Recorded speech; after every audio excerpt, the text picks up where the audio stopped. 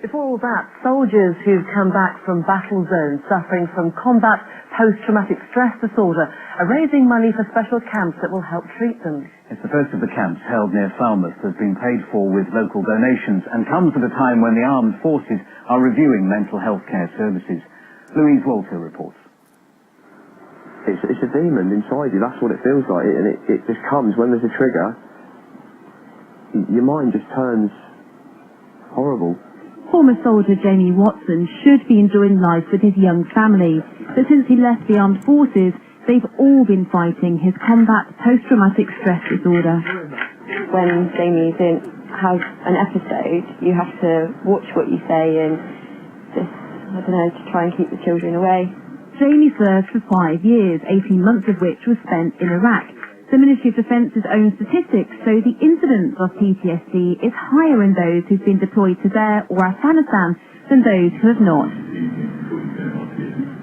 Jamie is determined to get better and he's pinning his hopes on this camp. 18 people are here receiving treatment provided by the charity Talking to Minds. They use deep relaxation to help people relearn their emotional reactions without ever discussing the event which triggered the trauma.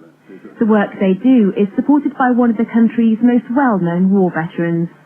They've been able to take on cases where others have said that they've failed, especially when they've diagnosed some of them even as being clinically insane. And they've been able to change these people and bring some happiness and fulfillment to their lives, which is hugely important.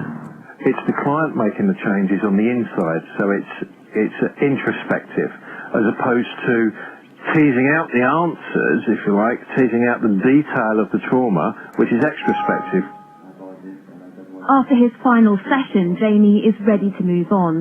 He's written down all the behavioural patterns he wants to get rid of and has decided to symbolically burn it. I am more than ready to get rid of them.